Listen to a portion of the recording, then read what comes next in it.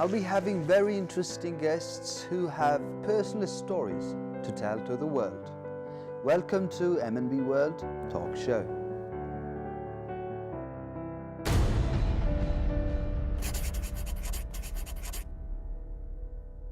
Hello there, welcome to MNB World Talk Show's brand new episode. Today's guest is Mr. Bat-Orgil Turbold. Well, in 1990s there were two songs which became common lullaby to the hearts of the people. Named, one of them is Guardian of the Ajboat and the other one is Eternal Water. Mongolians cannot imagine this gentleman without his guitar. In contrast, today's guest has very vast experience in law and legal environment in Mongolia. Well, this is Mr. Bat-Orgil Turbold.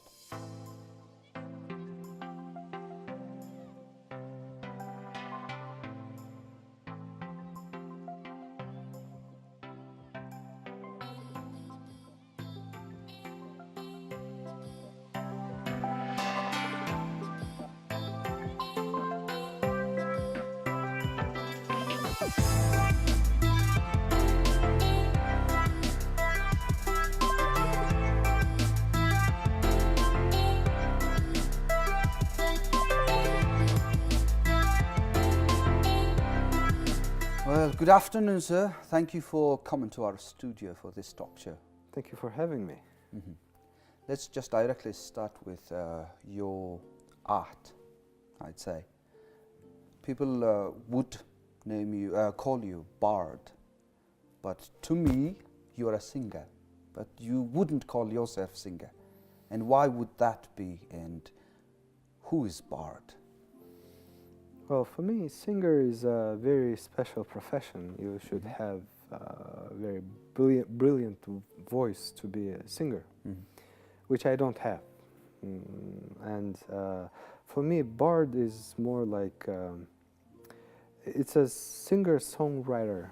Is more known like this in the States, I believe. But in Europe or in Russia, they call this kind of musician bard who writes the lyrics and the music and performs himself.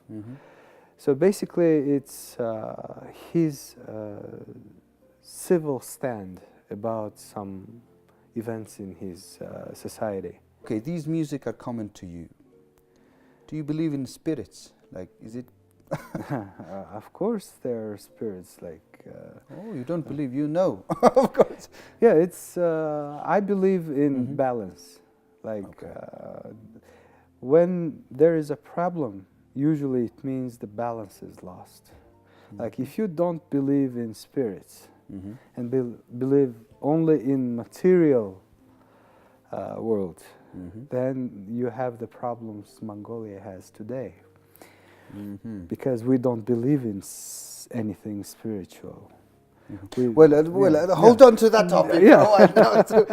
I have to ask you about your family because I, and including all our artists, all our people here working today, we know your mother, your grandmother as state-honored, great arts personalities, right? So how, as you grew up, how did they affect you? Well, to your personality, I mean, to become, on the way to become who you are today. Of course, there are more than one way of affecting me, as my parents. Like, of course, they wouldn't teach you how to act or something like that. However, the way they live, the things they read, the movies they watch, the things they say to me, like even when scolding, they would refer to Mongolian poetry. Like in old days, they just don't call you like a dumb, you know. They would always bring a proverb. Proverbs, yeah. Right. So, and you naturally absorb those. And I believe I became very I'd say, I'm not a nationalistic person, but I treasure my national heritage. So I believe this comes from my parents. And of course, the secondary effect is this respect the people show to my parents. They, I'd say, bestowed upon me, you know, like, so I kind of... In a way, it's a pressure. Of course, it's a big pressure. Responsibility. Lots of responsibility. The reason I started singing is actually to prove, first of all, to myself that I'm worth something. Okay. How long can you handle when you are called like, oh, Sovda's son is coming, right? So there must be your own name, so you have to create it. So that was like a drive behind singing.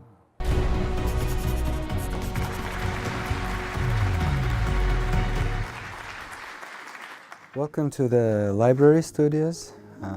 That's where I recorded my album.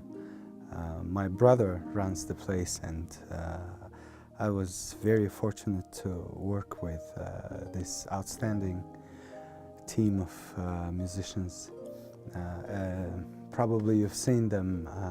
They performed on the Voice of Mongolia stage, and it was quite exciting to work with such young, talented professionals. Currently, it's hard to tell that I'm working on something. It's more my hobby and pleasure. I've got this new idea. I think we need this new song, or even more like hymn of New Year. We know that New Year is a very special holiday for all the people, and it's like brings hope. It's a promise of something new, that everything is going to be okay. And I got this little tune, and it takes some time to develop it into something tangible, and it's a working process right now. Hopefully I will finish it by the end of the year. And back at those times, you have to record it every time from the beginning, because you cannot stop a recording and then resume it. Like if you make a mistake, then you go all the way to the beginning. And after repeating the same tune for hundreds of times, then like you start almost hallucinating, and like you are forgetting words, like oh my gosh, did I sing the second verse, or was it like already the third one? It's kind of working process is very challenging, but after you have accomplished it, and you get this feeling of accomplishment, you made it.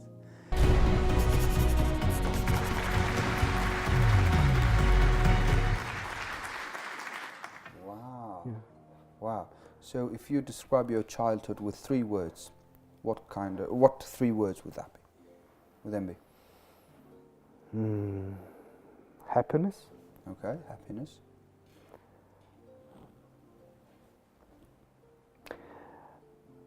Socialism. Okay, socialism. Okay. And nature. Nature. Did you grow up in the countryside? Yeah. You did? Yeah. During the summer, I was taken by my father to all the IMAX of Mongolia, like driving for months and weeks, hunting, picking berries and mushrooms, and sleeping with the herders' kids, racing in the morning to get the calves, you know, stuff like that. And people usually assume that I'm just a city boy and have no idea. I would assume that. Yeah. But in fact, I had very interesting childhood, because my grandparents used to live in the workers' district. Okay. So I grew up with these workers' kids. fighting on the streets. I was also in this elite district where my grandparents lived, and grew up with this upscale community, and I lived in the countryside. So you're a combination of these three universes, and I mean yeah, the three worlds, right? Yeah, it was very interesting to see and grow through that prism. You know, it's and I believe our generation is also very lucky, fortunate, because we were, let's say, young adults when the democratic revolution happened, right? So we know, we were conscious when the socialism were there. I know what was wrong with the socialism and what was right with the socialism. And I was young enough to go through the new capitalist society and knowing its goods and ills, you know. So when it's too late, for my parents it was too late. They were of my age. They were like 40, in their late 40s when this happened, and it was a national tragedy. For them? It was for the country, because everything you learned as a student and all the practical experience you gained for the last 20 years of work, professional work, it was rendered useless. So, and you became, how to say, step down and have the same knowledge and experience as your 20 years old son, which was me, right? So they cannot arguably teach me anything about the new society. So it was a tragedy personally for my parents and their generation, and for the country. I've never seen from that perspective. Really interesting angle there. Well, can you imagine that everything you believe today announced has false? become announced. Yeah. It was wrong. They lied to you. Like, totally wrong. This is a new thing.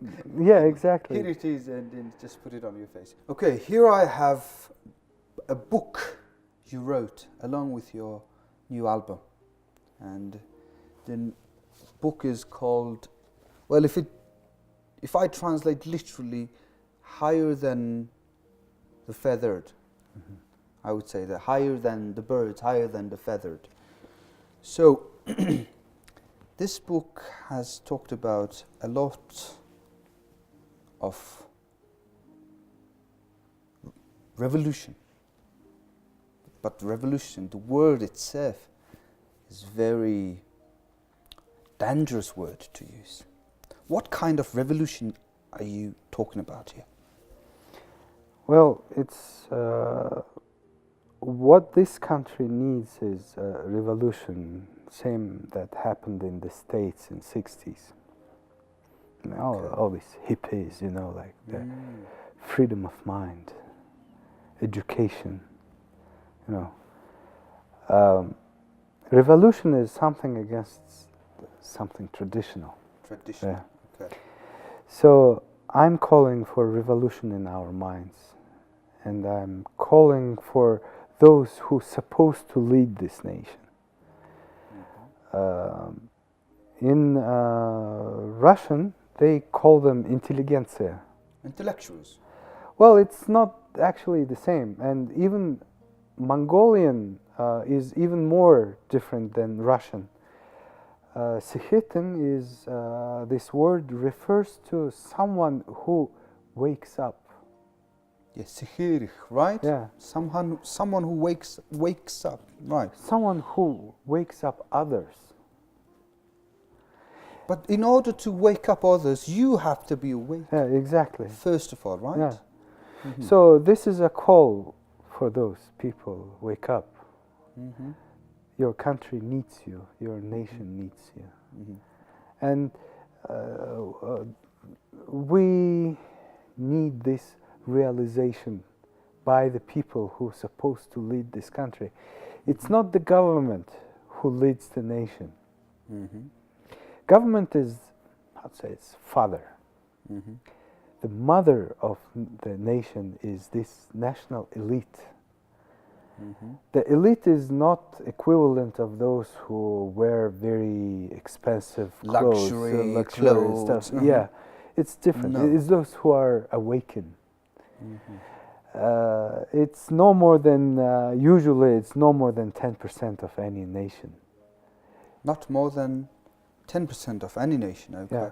Well, in Mongolia, I'm afraid it's less than 1%, right? Less than 1%. Yeah. Okay.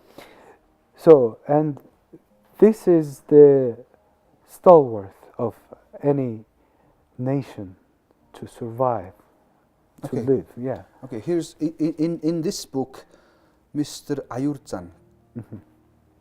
who is one of the great minds of our generation, noted that called you an intellectual. So let's say you are one of the people who awakened, who woke up. When did you wake up?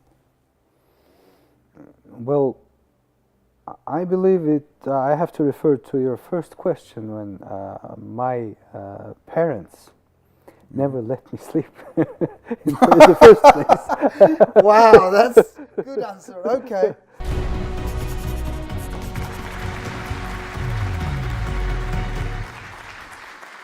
Reform Club Mongolia is a pilot project for democratic governance, and it conducts policy analysis by the leading professionals in the field, and then these findings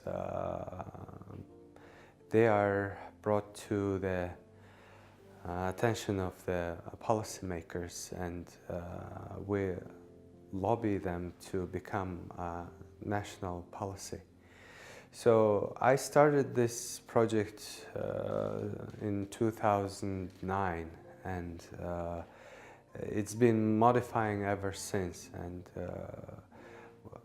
it is a constellation of many NGOs. The Reform Club Mongolia itself is not a registered organization, but it exists as a hub for many professional NGOs. And currently we are working in the field of healthcare, culture and education, environment protection. And we were successful in lobbying the laws in healthcare and planning to continue with the same work, as well expanding our operations in the field of education. Through our talk show, we will bring you entertaining personal talks with certain individuals. These individuals will be divided in two categories. Number one is I Am Mongolian. In this category, guests will be proud Mongolians who have stories to tell to the world. Number two is I Love Mongolia. Through these talks, we will introduce expats and non-Mongolians who are related to Mongolia one way or another. Heartfelt stories of their love affair with Mongolia, the land of blue sky.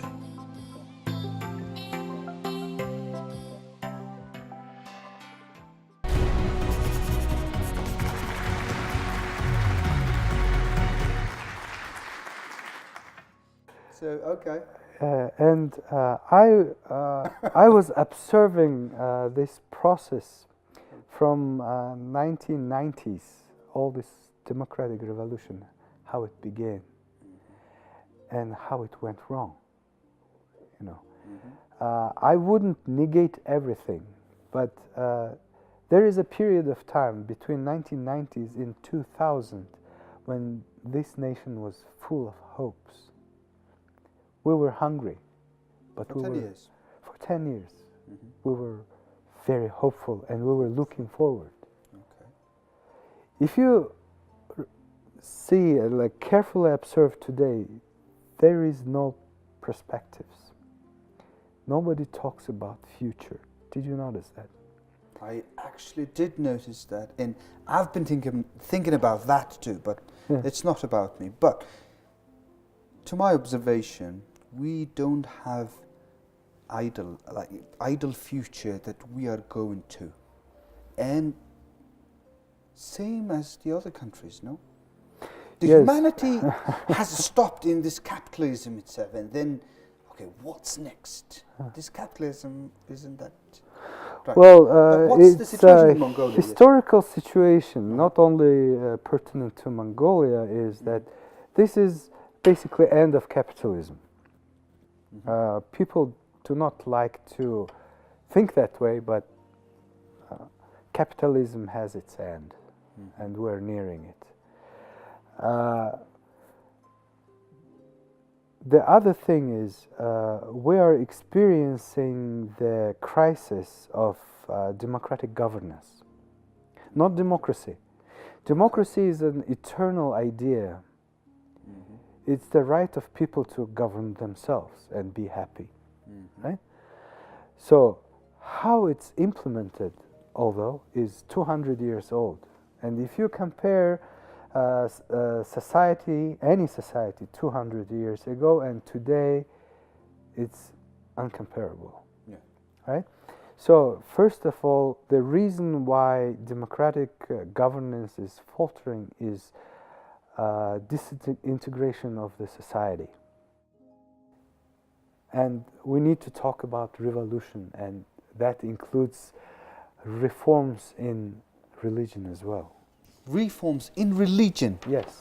Wow, we are talking really huge ideas here. Yeah, But, basically, okay, how do we reach these goals? What's the idea of religion? To me, should I? Okay, you asked me. Yeah. It's a talk show. To me, religion, I recently thought about it. Like, okay, religion, all the religions' purpose is to purify the soul. Yes. We talked about spirit, but purify the soul. That's what I thought. But I respect the religions. I mean, I like meditation, but yeah, that's religion to me. Exactly. So when we see religion that way, we should talk about its functionality. What does it do in real life, right?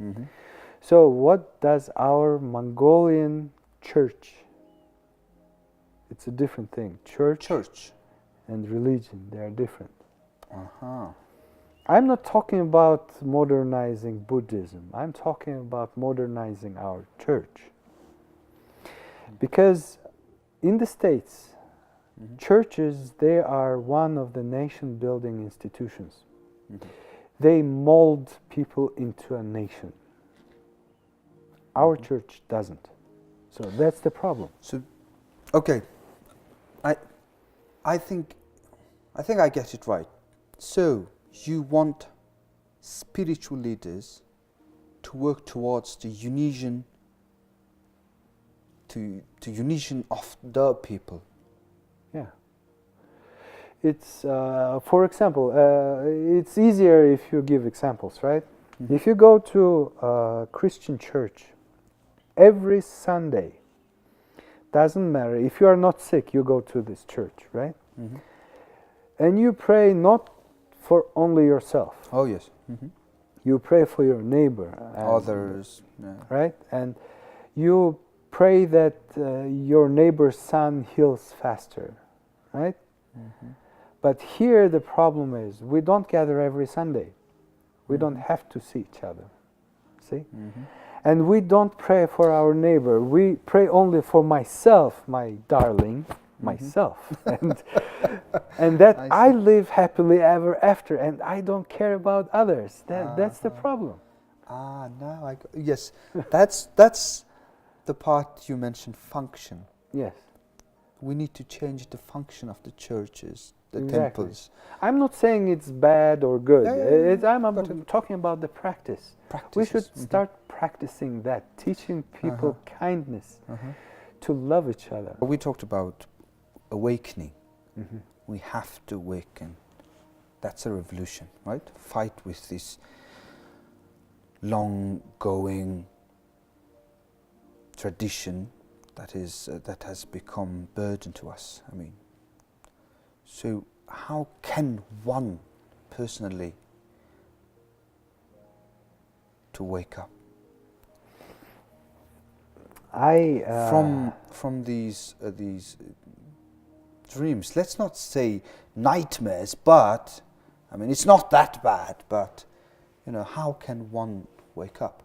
When there is a good, people usually assume, there must be an evil, right? Mm-hmm.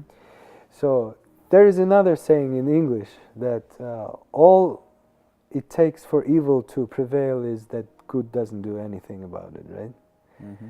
So it all comes to our personal perception of justice, Mm-hmm. right? And my participation in it. I always teach my kids Mm-hmm. that usually people say, here's good and here's evil, right? Mm-hmm. I always say, here's good and here's easy. Okay. That would explain a lot. Yeah. let's just put it that way. No normal person would choose something evil on purpose. I want to ask that what you are doing in your today's everyday life, besides coming up with a new album recently. I work for a law firm, Mm-hmm. and also being a coordinator for Reform Club Mongolia. Mm-hmm. This is an organization, unregistered, which conducts policy analysis and activist lobby to put this its findings in the public policy. Mm-hmm.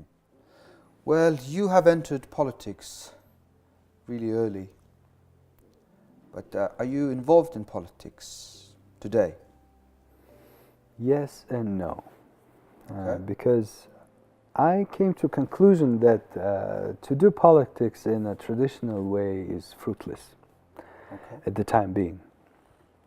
So instead, I would prefer to do something more useful and, let's say, more productive. Okay. Coming back to again to this awakening thing. So for me, it's important now to wake up people. Instead of politics, traditional politics. Yes. But to you, it is a politics, is it? Yes. Well, according to what I studied, well, I went to James Madison University, and part of it was Masters in Public Administration, and it's all how you define what's politics, right? There are like hundreds and hundreds of definitions what politics is, but the one I like very much is the politics is the process of allocating public values. Are you a proud Mongolian? Always been. Always been. Are you? Always been. Yeah. And you will be. Of course. Okay. So pride lies in different shapes and forms. Where does your pride lie? Mongolian pride lie? Why are you proud Mongolian? Because of two things. Okay. One. Our past and our future. Well, thank you very much. This has been pleasure, and I hope our audience enjoyed our talk. Pleasure is all mine. And Thank I wish you good health and good luck with all the future Same endeavors. goes to you. Thank you, everybody. Well, this has been Mr. Bat-Orgil Turbold, and we will see you with our next episode.